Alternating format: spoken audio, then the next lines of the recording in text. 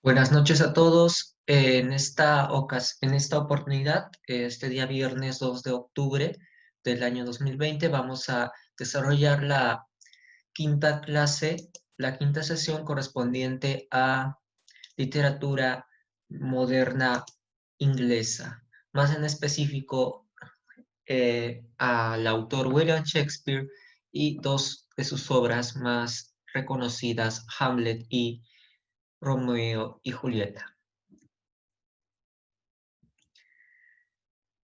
Para entender el contexto en el que va a surgir la obra de William Shakespeare, tenemos que revisar algunas, algunas corrientes histórico-artísticas muy importantes, fundamentales.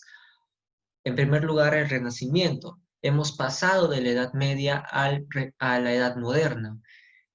El Renacimiento es el periodo histórico que acarrea un movimiento artístico y cultural que se inicia en la Edad Moderna. Representa la crisis del feudalismo y el auge del capitalismo y del mercado. El descubrimiento de América impulsa la expansión mundial de la cultura occidental.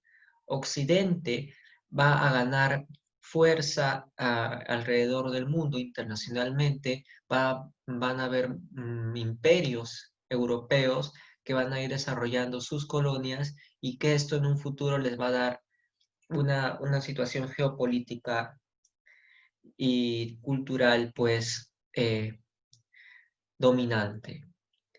La Iglesia Católica va a sufrir una crisis de disidencia ante el protestantismo, con Martín Lutero, las 90 tesis y el problema de la reforma. Ocurre una especie de cisma en la cual el protestantismo se enfrenta a los dogmas de la Iglesia Católica y en este enfrentamiento la Iglesia tiene que replantear y consolidar sus propios fundamentos doctrinarios.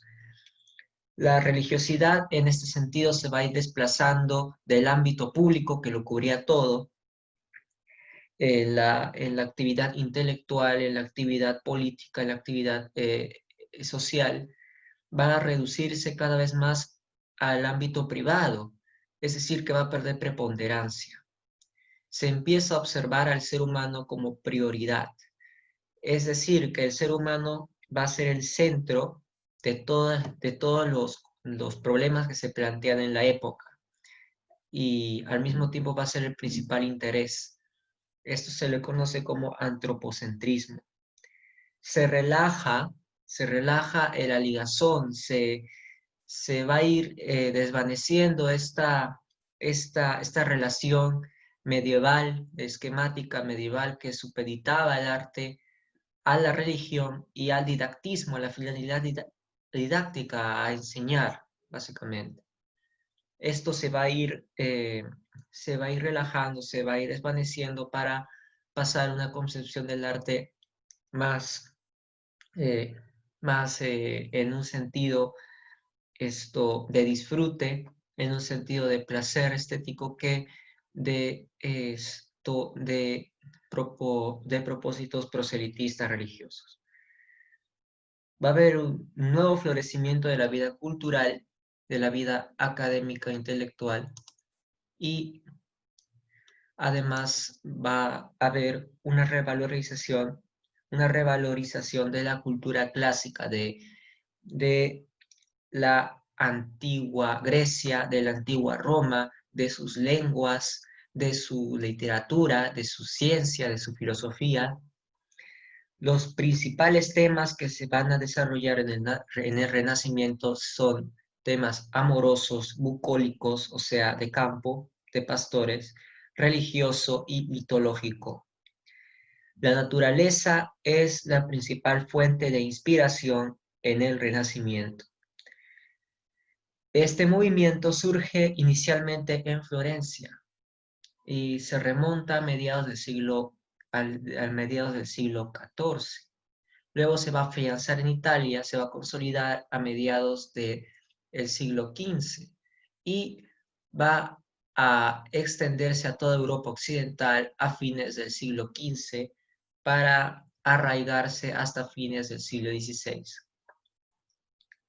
Y en este contexto se va a desarrollar la actividad de los llamados humanistas, que son intelectuales interesados en la cultura grecorromana y sus lenguas, con el fin de resolver los problemas de su tiempo, entre los que tenemos a Erasmo de Rotterdam, holandés, autor de Elogio de la Locura, y Michel de Montaigne, francés, autor de ensayos, una colección de artículos que posteriormente le dará nombre al género al cual pertenece.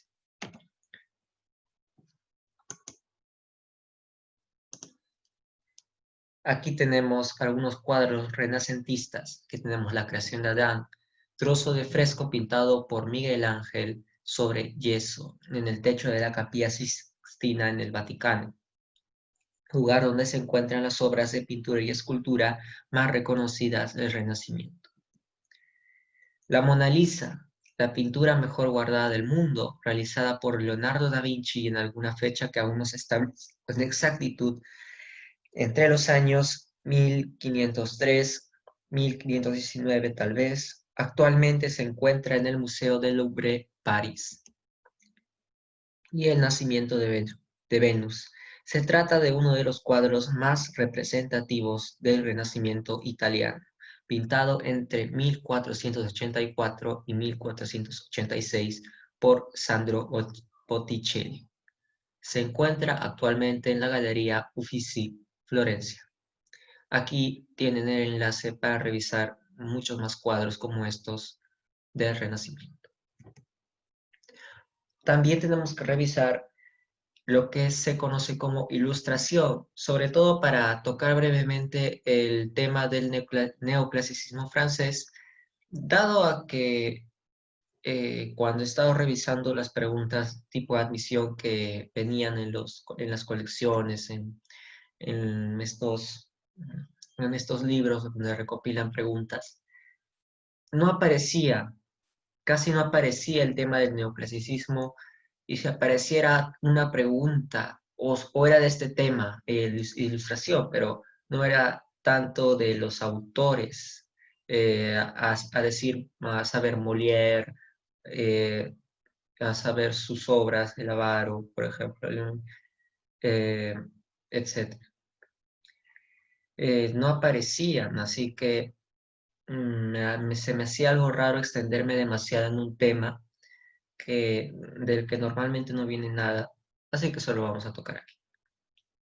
Tiene como fecha simbólica la ilustración, el inicio en la Revolución Francesa de 1789, que representa los nuevos ideales democráticos. Como ya hemos dicho, el feudalismo va a ir perdiendo vigencia, va a ir perdiendo poder, va a ir perdiendo actualidad y se va a imponer el capitalismo en las potencias occidentales, en las que después se irían consolidando como potencias a lo largo del tiempo gracias al capitalismo y al mercado. Se desarrolla además la revolución industrial. Esto es, pues, causa y consecuencia de la imposición del capitalismo, del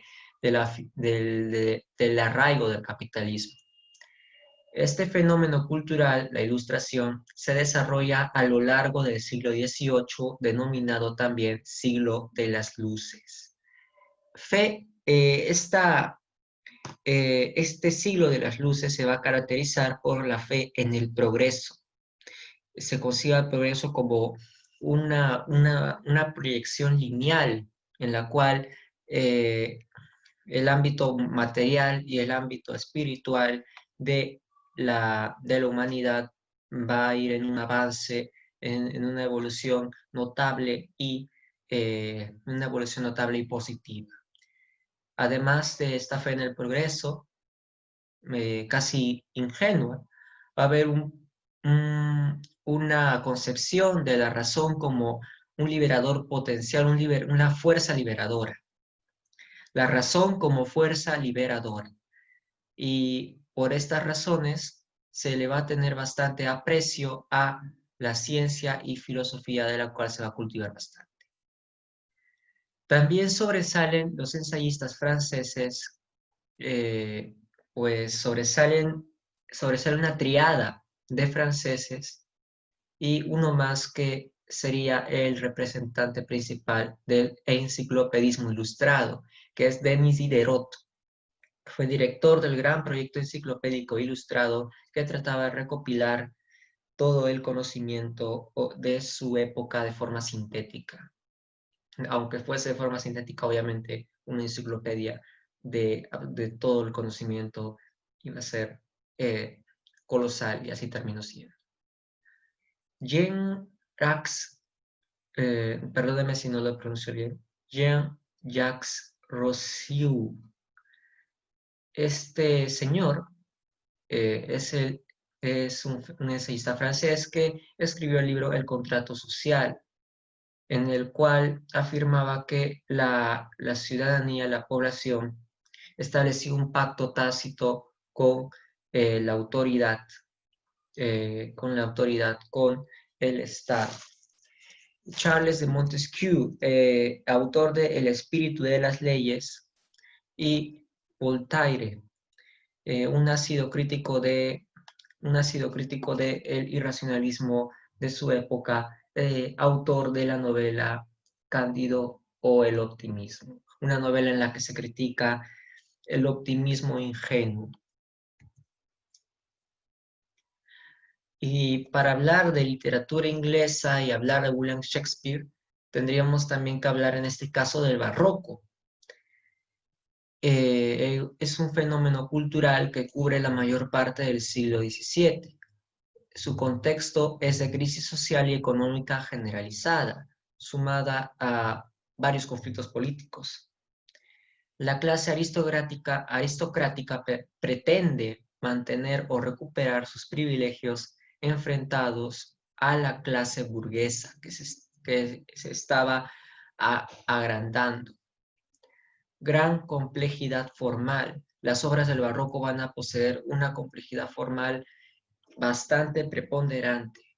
En Inglaterra, la literatura inglesa, hay dos autores importantes. John Milton, autor del poema épico religioso El paraíso perdido, y el dramaturgo, actor y empresario William Shakespeare.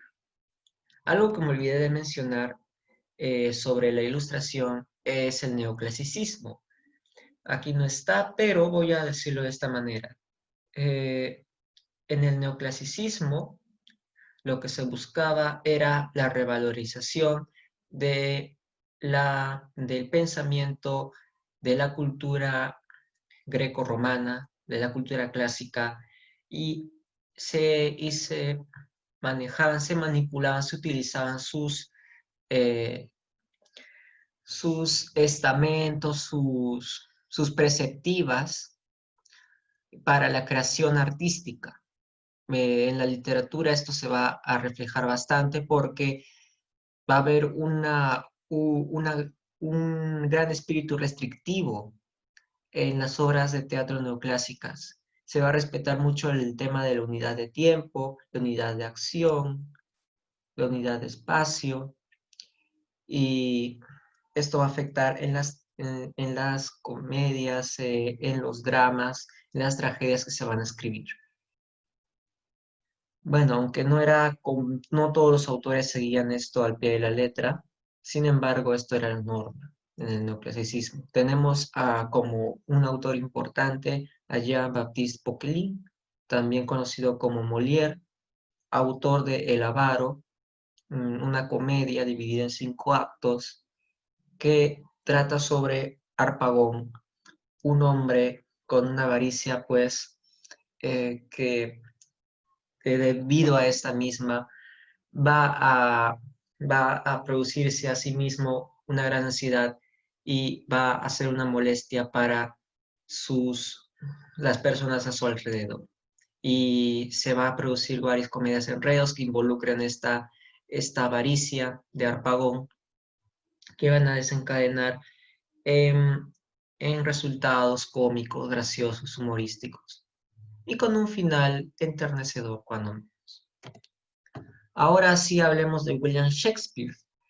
Nació en 1564 en Stratford-on-Avon, espero haberlo dicho bien, y fallece en este mismo lugar en 1616. Es una figura de transición entre el Renacimiento y el Barroco, aunque se inclina más al Barroco. Es el más prestigioso de la literatura inglesa, el autor más prestigioso de la literatura inglesa y uno de los autores más importantes de la literatura universal, también apodado el Cisne de Mantua. William Shakespeare durante su vida perteneció a la pequeña burguesía acomodada. En Londres se va a desempeñar como empresario, actor y autor.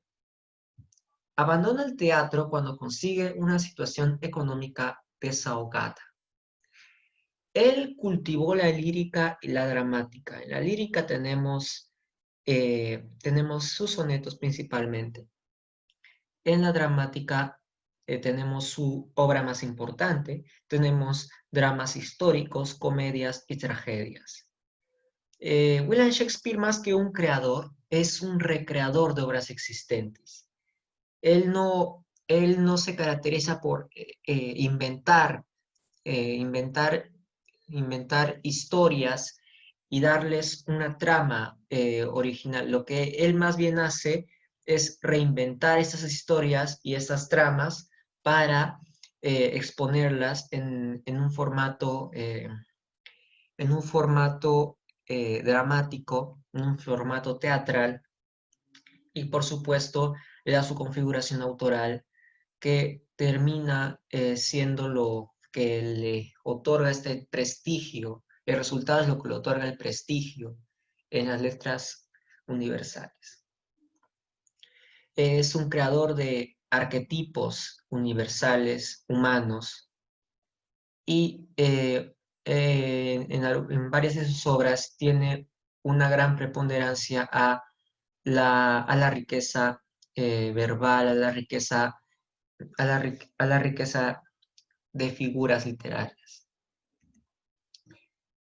Aquí tenemos esta subdivisión de sus obras dramáticas, dramas históricos como Ricardo III, comedias como El Mercader de Venecia, La Tempestad, Sueño de una noche de verano, las tragedias en las cuales tenemos Hamlet, Otelo, Macbeth, Romeo y Julieta, El Rey de Ar, etc. Muy bien. La primera obra que vamos a revisar de este autor es Romeo y Julieta. Escrita en 1594, pertenece a la producción juvenil de Shakespeare. Género dramático, especie de tragedia, dividida en 5 actos, tiene un lenguaje de gran riqueza poética con abundancia de metáforas. El original en inglés combina el verso y la prosa, y predomina el verso, pero en las traducciones al español se hace preponderar más la prosa. Los lugares donde se desarrolla la acción son Verona y Mantua. Los personajes principales, los centrales, son Julieta Capuleto y Romeo Montesco. El tema principal de esta obra es el amor juvenil, el amor, la pasión juvenil que sobrepasa todos los obstáculos sociales,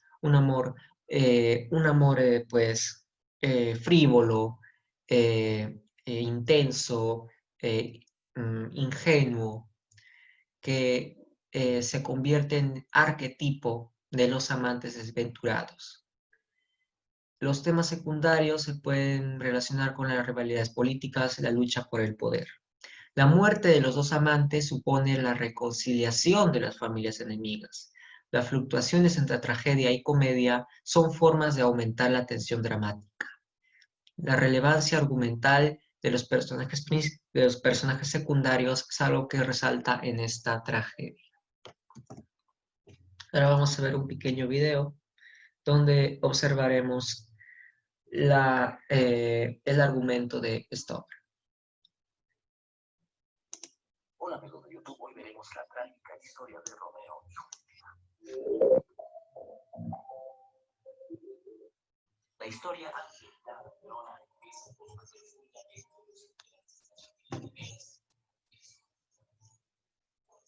impedida por el príncipe, quien les advierte que no permitirá más peleas. Romeo le confiesa a su amigo Verona, empieza con una trifulca entre los... La historia ambientada en Verona empieza con una trifulca entre los integrantes de las familias enemigas Montesco y Capuleto, la cual es finalmente impedida por el príncipe, quien les advierte que no permitirá más peleas. Romeo le confiesa a su amigo Benvolio que está triste porque su amada Rosalinda no le corresponde.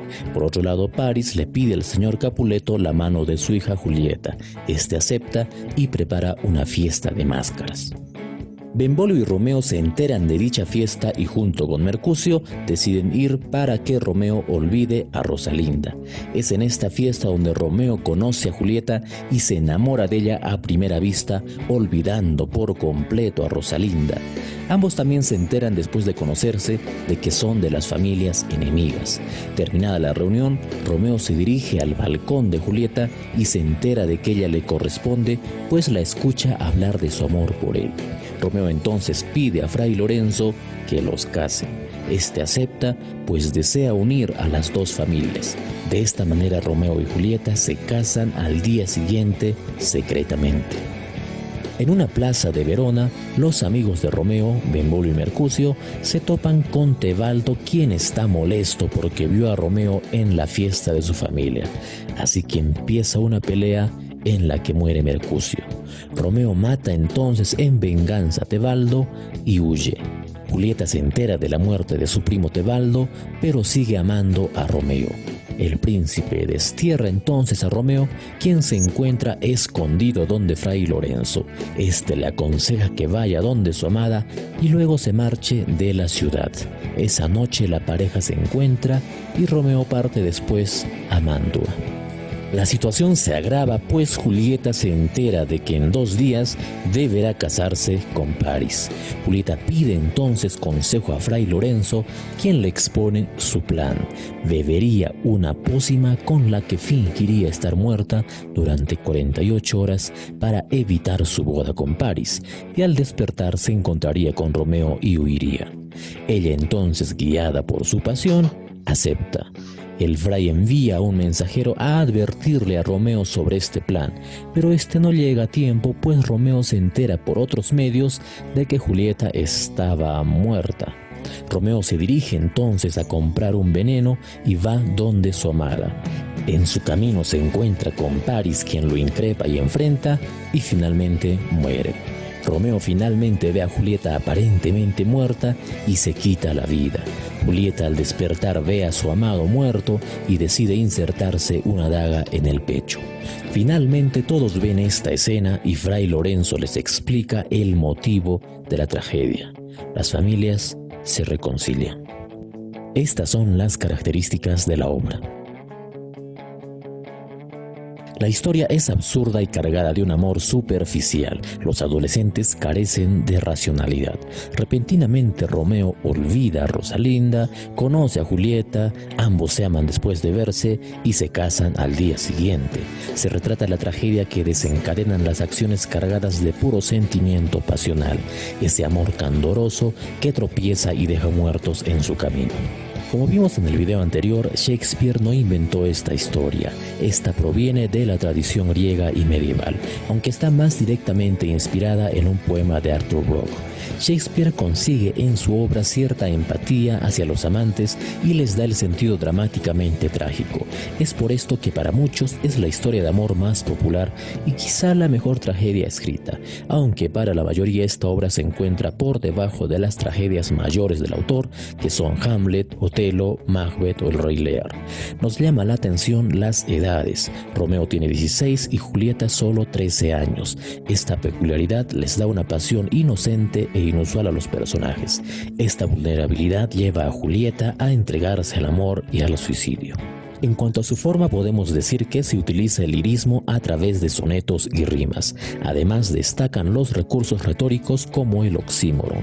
El lenguaje va de la mano con el sentido de la narración y destacan los contrastes. A veces es solemne, otras veces intimista, o cuando hablan los criados el lenguaje cambia a coloquial. En Romeo y Julieta no se percibe una tragedia buscada o justificada, es más bien una tragedia como producto del azar o del destino. A diferencia de Hamlet o Macbeth, en esta obra la tragedia no llega por factores internos de los conflictos de los personajes, sino por factores externos. Sin duda, Romeo y Julieta es el arquetipo popular del amor apasionado y trágico. Para muchos, el amor ideal, aunque al pasar sus páginas se descubre un amor exaltado, frívolo y falaz.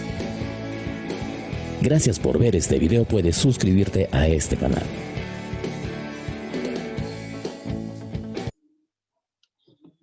Muy bien, vamos a pasar Hola amigos de a revisar Hamlet, escrito en 1603.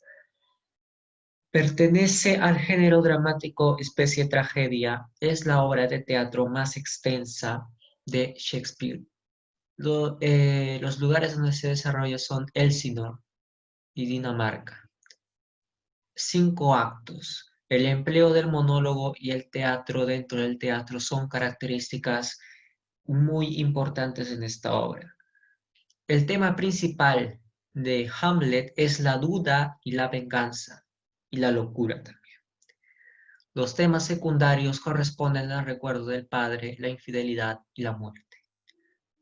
Entre los personajes más importantes tenemos a Hamlet, el príncipe de Dinamarca.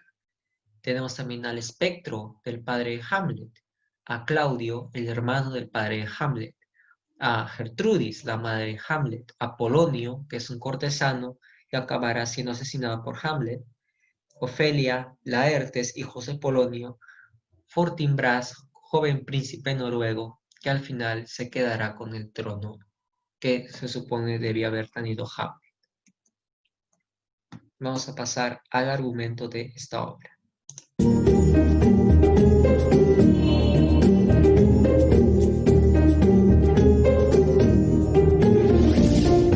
Elsinore, Dinamarca, siglo XIV o XV. El rey ha sido asesinado y su esposa se ha casado con Claudio, hermano del soberano. Es de noche y los centinelas hacen guardia en el castillo de Elsinore. Con ellos aparece Horacio, mejor amigo de Hamlet, hijo del rey asesinado. Los centinelas intentan convencer a Horacio de que han visto al fantasma del rey, cuando este se aparece de nuevo. Más tarde, Horacio se lo cuenta a Hamlet y este decide ir al lugar de las apariciones para verlo él mismo. El fantasma del rey se presenta ante Hamlet y le cuenta que su tío Claudio, el tío de Hamlet, lo asesinó vertiendo veneno en su oído mientras dormía. Por último, pide a su hijo que vengue su asesinato. Tras el encuentro, el príncipe duda si ha sido real. A su vez, Polonio, el chambelán, y su hijo Laertes prohíben a Ofelia su relación con Hamlet, ya que este es el príncipe y no debe estar con la joven. Esta obedece. Mientras, en el palacio se siente la preocupación por la invasión de Noruega liderada por Fortinbras. Además, el rey y la reina están intranquilos por el comportamiento de Hamlet. Claudio utiliza a 2 amigos de Hamlet, Rosencrantz y Guildenstern, para que averigüen qué le ocurre al joven. Hamlet lo recibe cortésmente, pero descubre que se trata de un engaño. A Ofelia también le alarma el extraño comportamiento de Hamlet, ya que este entró en su habitación y se quedó mirándola sin decir nada. Polonio llega a la conclusión de que la causa de la locura de Hamlet es un éxtasis de amor e informa a los reyes. Después, Polonio y el rey Claudio espían a Hamlet cuando habla con Ofelia pensando que están solos. Ofelia le devuelve unas cartas que Hamlet le envió. El príncipe se pone furioso y le insiste para que se marche a vivir a un convento. Un drama, vaya. A su vez, Hamlet no deja de pensar en el fantasma, por lo que decide recrear en una obra de teatro el asesinato de su padre. Toda la corte va a ver la obra y cuando llega la escena del asesinato del rey, Claudio se inquieta y se retira del lugar abruptamente, demostrando su culpabilidad. Claudio, temiendo la locura de Hamlet, decide enviarlo a Inglaterra. Antes, la reina se reúne con su hijo para tratar de comprender su conducta. En esta conversación, Polonio se oculta tras una cortina para espiar y contárselo a Claudio. Hamlet reprocha a su madre el matrimonio con su tío. En ese momento escucha un ruido detrás de la cortina y pensando que es el rey, lo apuñala, causando la muerte de Polonio. Después aparece el fantasma y Hamlet le habla. Sin embargo, la reina no puede verlo ni oírlo y asume que el príncipe está totalmente loco. Finalmente, Hamlet se lleva el cuerpo de Polonio y lo oculta. Más tarde parte hacia Inglaterra. Ofelia enloquece y comienza a desvariar y cantar, mientras su hermano Laertes regresa de Francia para vengar la muerte de su padre. Claudio delata a Hamlet. En ese momento llega una carta de Hamlet en la que cuenta que su barco fue atacado por piratas, por lo que ha retornado a Dinamarca tras ser liberado. Por este motivo, el rey y Laertes planean una pelea contra Hamlet, en la que Laertes tendrá una espada envenenada para así tener más posibilidades de matarlo. En caso de que fallara, Claudio ofrecerá a Hamlet una copa de vino envenenada. Luego llega la reina para informar de que Ofelia se ha suicidado ahogándose en un río. Tras el entierro de Ofelia, en el castillo, Hamlet cuenta a Horacio que encontró una carta de Claudio en la que mandaba matarle al llegar a Inglaterra, pero él la modificó pidiendo la muerte de Rosencrantz y Guildenstern. Un cortesano corta la conversación informando a Hamlet sobre el duelo con Laertes. En el duelo, Laertes hiere con su espada envenenada a Hamlet, pero este sigue luchando. Luego se intercambian las espadas y Hamlet termina hiriendo a Laertes con su propia espada envenenada. A su vez, la reina Gertrudis muere al beber por error la copa envenenada. Laertes, arrepentido, confiesa a Hamlet que la trampa del vino la ideó el rey. Hamlet, encolerizado, por fin hiere al rey y le hace beber de su propio veneno, cumpliendo la venganza que anhelaba su padre. Hamlet, antes de morir, le pide a su fiel amigo Horacio que cuente la verdad sobre lo sucedido y que declare al príncipe Fortinbras heredero del trono. Este se presenta tras la muerte de Hamlet y ofrece un funeral militar en honor a Hamlet. La traición, la venganza, el incesto y la corrupción moral son temas básicos en esta obra. ¿Qué te ha parecido? ¿Lo habías leído? Déjanos en los comentarios qué otro libro te gustaría que resumiéramos. Y si quieres ver más, mírate estos resúmenes. Y suscríbete. Hasta el próximo vídeo. Muy bien, entonces vamos a desarrollar preguntas de admisión sobre lo que hemos revisado. Un momento.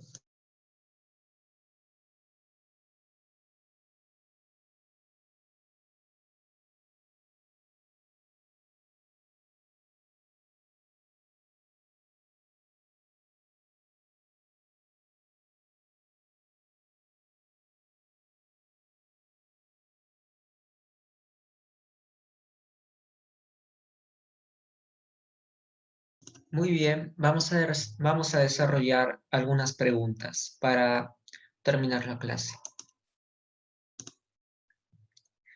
Bien, esta es la primera. Pues bien, te perdonaré si no te casas, sin embargo no vivirás un instante más aquí. Poco falta para el jueves, piénsalo bien. Si no, te ahorcarás o irás a pedir limosna y te morirás de hambre por esas calles sin que ninguno de los míos te auxilie. Piénsalo bien, que yo cumplo mis promesas. ¿Y no hay justicia en el cielo que esté enterada de todo el abismo de mis males? No me dejes, madre, retardo un mes, una semana el enlace, o si no, mi lecho nupcial será la tumba de Tebaldo. No me pidas nada, porque no he de contestarte. Decídete como quieras. Tomando en consideración el fragmento de la escena 5 del acto tercero de Romeo y Julieta de William Shakespeare, marca el enunciado correcto respecto al argumento de la tragedia. Me gustaría que escribieran la respuesta, la que ustedes creen, en el chat para ver cuál es la que al final termina siendo la correcta.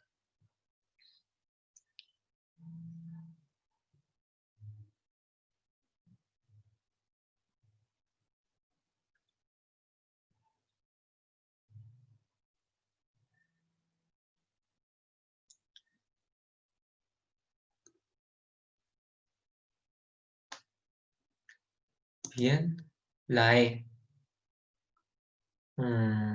Pues sí, así es, la E. La E. Vamos a la siguiente. Bendito San Francisco. ¿Qué cambio este? Rosalina, a quien tan tiernamente amabas, abandonada Bendito San Francisco. ¿Qué cambio este? Rosalina, a quien tan tiernamente amabas, abandonada tan pronto. El amor de los jóvenes no existe, pues, realmente en el corazón, sino en los ojos. Las anteriores palabras del fray Lorenzo, que tuvieron como destinatario a Romeo, aluden a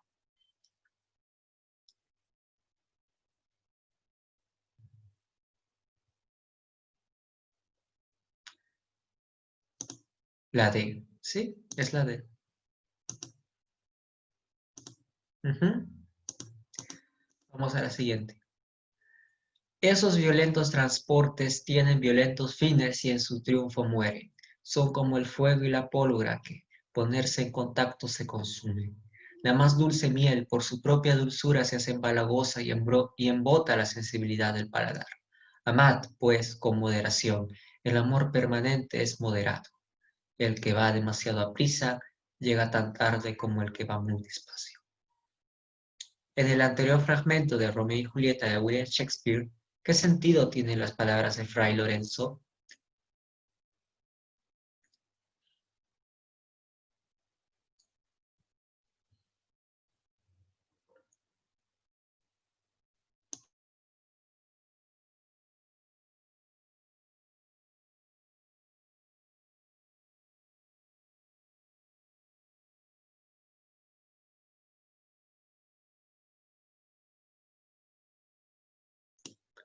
¿Sí? ¿Hay alguna respuesta? La C. Pues sí, es la C. Buscan sosegar el excesivo apasionamiento que existe entre los jóvenes amantes. Así es, que están hablando de la de, de los perjuicios del lado negativo del amor intenso e irreflexivo, ingenuo que tienen Romeo y Julieta.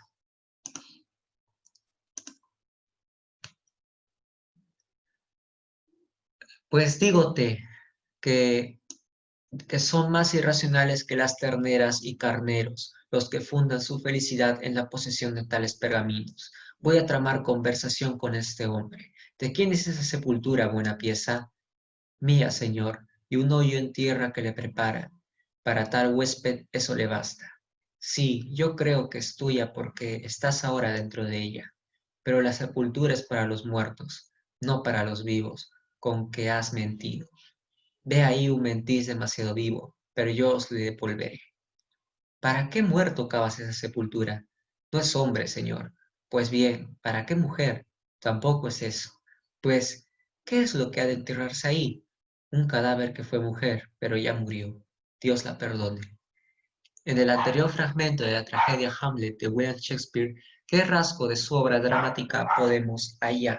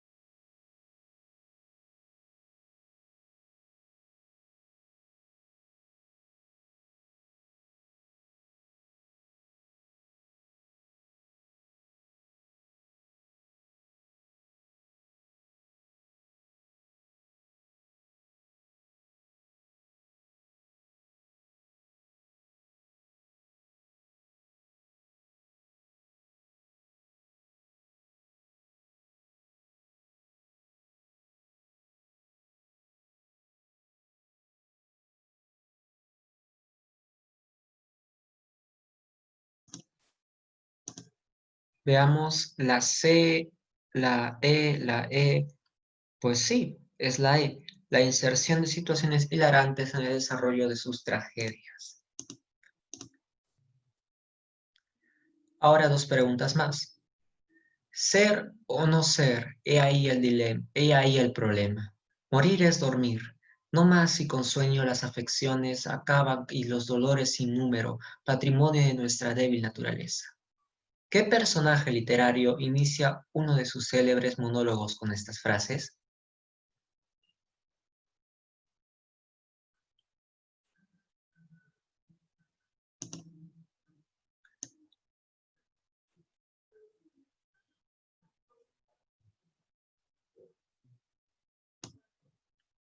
Muy bien. B, claro, Hamlet. Ser o no ser, he ahí el dilema y tal. Con respecto a la tragedia Hamlet de William Shakespeare, ¿es correcto afirmar que?